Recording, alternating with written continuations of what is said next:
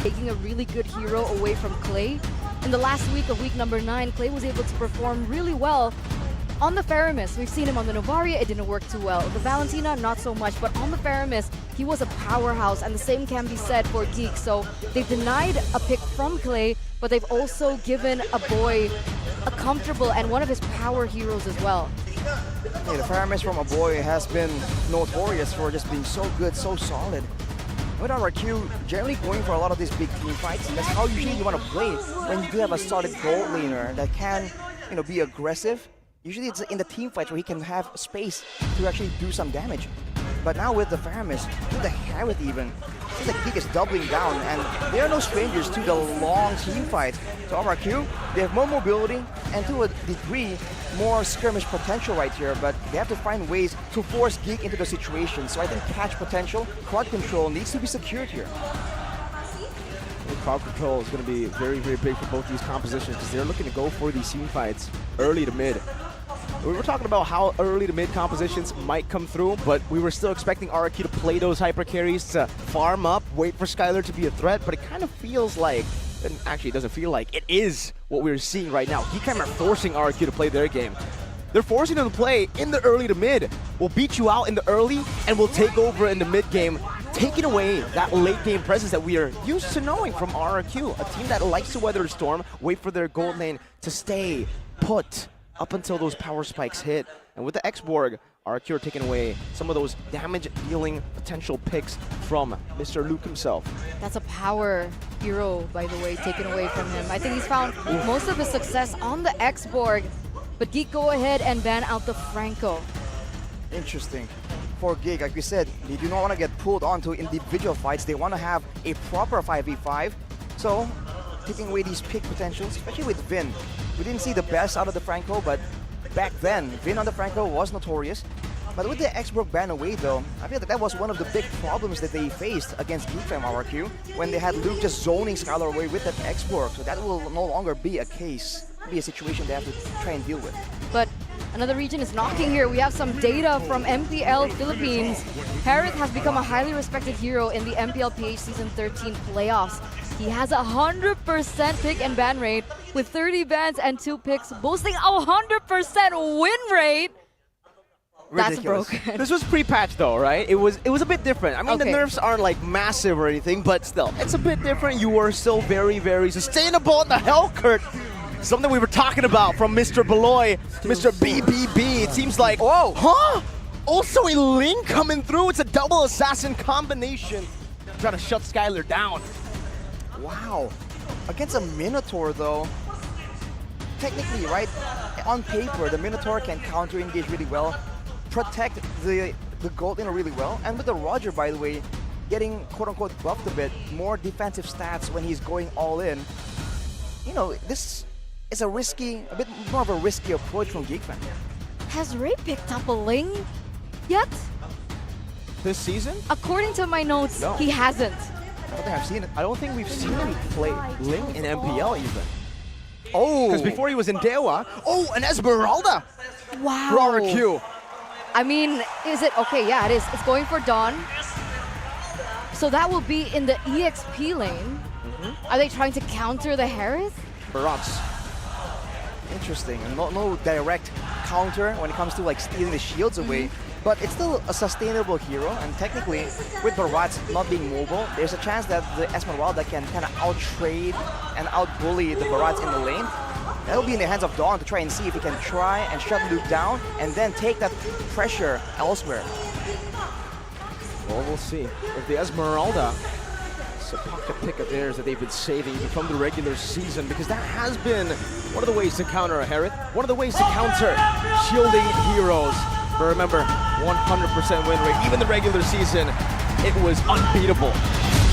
Sound the horns, sound the trumpets, because the King Slayers are here. Ladies and gentlemen, welcome to the first game of this best of 5 series between Geek Fam and RRQ Hoshi. Off the bat, 2 Purifies on the side of Geek Fam. Aboy and Chidera for sure. We'll have to see the role matchup though right here. Minotaur against Hellcurt. In the early game, what's different is that the Minotaur can actually sustain back up as long as it doesn't go for a proper all-in like this. So even if Beloyski can chunk him down, there's a chance that Vin can match his maneuvers in the early game at least to try and make sure that the Hellcurt doesn't really get out of control. Looking at the emblems by GameSmax right here though, for Chidera, Inspire and Bargain Hunter. So he's trying to go all in for that snowball, and Geek make the first move. Stampede, Ray goes in, but Rad is the one who picks it up. But boy, gonna be flickered on. Rad picks up first blood, and the Kingdom strikes first. Beloy forced back under his tier 1. That's not the outcome that we're expecting. I mean, with the fact that they had a lot more to say in the early game with that composition. Oh, wait a minute. It might be 2 in the first minute of the game, but Beloyski is still going to be able to get out of that sticky situation. I like this move from RRQ though, setting the tone, knowing that they're up against 2 assassins. They want to tell them, like, we are not trying to back down here. We're going to group together before these big moments and make sure that the assassins do get shut down. And engage. Try to chunk him down. Vin. In the bottom lane though, Luke, we're talking about how he needs that combination. He's on a Barats, not a hero we usually know him for. Do you think it'll work? I feel like if his role is just to be the main front line, you can't really mess it up. But considering how fast RRQ can really move around with their composition, I feel like that Barats becomes a bit of a liability. He's just at risk of always getting caught out, chased down, and the rest of the team can't necessarily back him up. And Geek Fam, they understand that they need to be able to outmaneuver and outrun RRQ, which is why you see the Quantum Charge in the hands of a Boy and Rave, and just to get around the map faster. Rad's pulling the turtle over to his side. Luke, flicker, that's his welcome, gonna be able to munch him down. Ray jumps in with the Defiant Blade, picks it up. Now another realm comes down as well. That was the blades by Ray. Dark Knight falls as well. Ray trying to pick up all the blades, will be able to do so. He gets out the Finch poise, just to steal and a getaway. Okay, I thought he was going to go for another trade there onto Clay, but he's still going to be able to get out. Overall, RRQ, oh wait a minute, see? Ooh, that's the burst potential for Geek Fam. Great plays right here, really outmaneuvering RRQ, allowing Ray to get steals in the jungle as well, but look at this, whoa, Irad. Trying to go for the shield unity, he does find it. Boy's trying to take that lethal away from him, but Irad still is able to secure it. Wow, for RRQ right now, they have to be just concerned about this Barat situation because that Daytona's Welcome is a pesky tool. And the fact that it's on the EXP lane and not in the hands of the jungler means that there's a lot more ways that Geek Fam can play around with this. Oh, look at this stun prediction though. Seems we're in the minority. Eterna 3-1 to Geek Fam. We have the same score. A Boy wants to force the issue. Even as a Bond Force committed down with a Synchro Fission as well. Finn jumps over the knockup. Beloyski's still able to run away for a bit, but Irad just slows him down with the Poissons. It takes him out of the Land of Dawn. All things considered though, it's still just the roamer.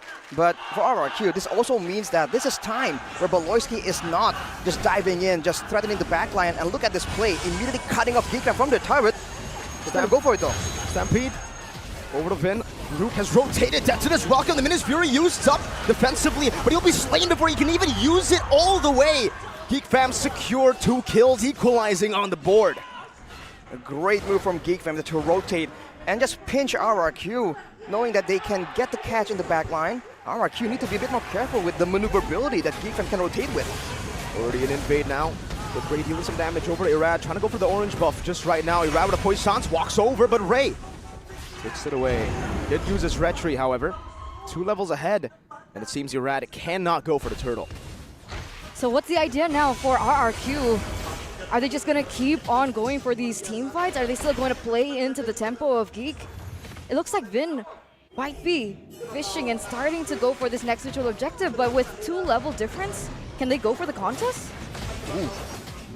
Vin's holding it down. Irad has taken his purple buff, was able to regen quite a bit, and now uses the shield unity to rotate over again. Dark Knight falls onto Dawn. Missiles not connecting. Dawn trying to kite away. Synchro Fission in. Minions Fury though knocks him up, and Ray still finds Retribution. Now it's a 4-man knockup as they go in with like Pound. Skylar munched up by Luke. Now thrown away. A Boy comes in with another realm. Skylar gets slain by Beloyski.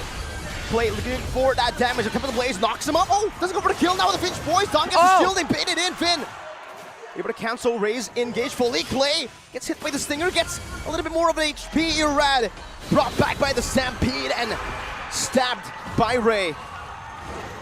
Unfortunate outcome for RRQ right there. They wanted to go for a bit more of an all-in, but Skylar getting hit by the Daytona's welcome as he just enters that fight just means that the damage output for RRQ is immediately just demolished.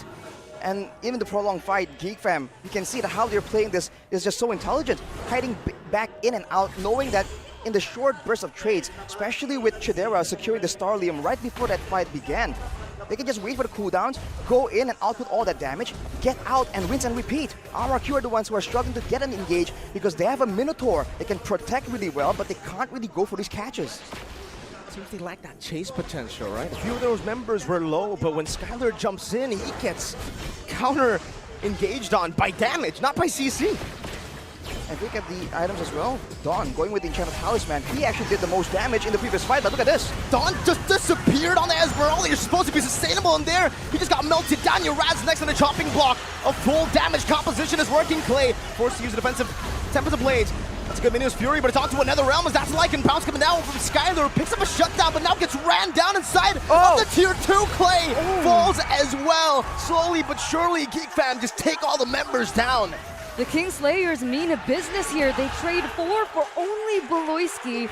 And look at the instant space that they have achieved. They are knocking on the doorstep of the kingdom right now. Picking up a turret in this mid side will dictate the fact that they have more map pressure to play with on those side lanes and the objectives. It's crazy that if you think RRQ, they have the box here. They want to be rotating around the map just a lot more aggressively. They're just getting fully outmaneuvered by Geek. And again, you can see that they're caught in these fights like 2v5. Geek fam just finding ways to be together and now going for the turtle. Shadow Stampede on to Dawn again as Zaman Force gets popped in, but he has to purify now as his welcome gets used up and Chidera just melts Dawn away with Ray picking up the turtle for free. Rad sliced down. Ray is going mad in the back with the Finch Poise trying to chase him, but Geek fam decide to back away. It's a 3-0 on top of the turtle. It's brutal. It's That brutal. damage, Geek, man. they played that team fight so well, layering all the resources that they were able to get, and even Clay wasn't able to utilize the ultimate coming in from Helkert, from the Faramis, to be able to find an edge in that team fight, and that's a 7.6k gold lead now for Geek. Going from bad to worse for RRQ right here. The fact that Dawn, only with the Enchanted Talisman here, is just so squishy when he gets bursted down by everyone all together. So he can't really do the same thing he's been doing since the beginning of this game. He's trying to be like a bit of a different version of a CC. They can do some damage. They can be elusive here, slippery in these fights with the Purify as well. But you can't purify that damage, man, with Chidera picking up the Feather of Heaven as well. He is just nuking down Dawn before he can even react. Then you have Ray dealing physical damage. You got magical damage, you got physical damage. It's just so hard for RRQ. They have frontliners, but what do the frontliners even build at this point? It's 8 minutes in the game, and they're conflicted. We want to handle the Hereth, that's a problem. Or Ray and Beloyski, that's going to be an even bigger problem for our backline. And you know, it seems like Geek want to go for the team fights with the Netherrealm, but if you look at their composition and the way they're building, Helkert and Link can technically do a bit of DPS. They're not really skill reliant, and the Link has the has calls as well. Well, they're going in. Chidera just diving deep, and Ray goes in as well. That's a stolen Netherrealm, but now he gets knocked up. No, he's able to dash out just in time. Ray trying to chase him down. Ray! What an assassination in the back, and Vin jumps in onto 4, but no one's there to follow it up. He went in all alone, and now Dawn and Skylar are left to defend the 2 side laners of RRQ. What is Ray on in the playoffs? I mean, week number 9, Oh! impressive. Wait a second, was that a mistake? Oh, Skylar trying to flicker out, but he gets munched on Luke. You cannot run away from that Detana's welcome. This is so unfortunate. Just everything going wrong for RRQ Hoshi right now. And looks like Irad gets pulled back in as well. Oh, look at the damage! Almost taking the tank down just like that. Dawn can't even walk even further here. And Ray, meanwhile, even I was surprised. He took the Lord all by himself with the Finch Poise. Just rotates over after going for the kills. What is this man on? This is his true retribution. The Retribution just coming out of nowhere. And look at his build, like I was saying, he has the Has Claws, the Berserker's Fury, now the Sea Halberd as well. If you leave him alone, it's not just a danger when he can go in with the Tempest of Blades and go for the skill base damage. You leave him alone, that DPS, like you saw earlier, being able to just 1v1 the Lord, no issue. That's a lot of problems for RRQ, and I don't think they have enough time to deal with this, because Chidera also picked up the Holy Crystal, so the burst damage, the survivability, they have to really find a big moment here if they do want to extend this game even longer. 3-man SWAT in their souls after this welcome straight in, and they can't even get another round down before Chidera bursts him out. Still in his mod force, they're fighting. A boy gets a Ghost Burster. Skylar's running for the hills on the Lycan form, and Don will just succumb to that Dino. K1, the King Slayers. They take it. They take game number 1 from RRQ Hoshi in a very dominant fashion, controlling from the early stage of the game. And the one person that honestly caught me by surprise is Ray. He was written down in the regular season. A lot of comparisons between him as well as Hazel,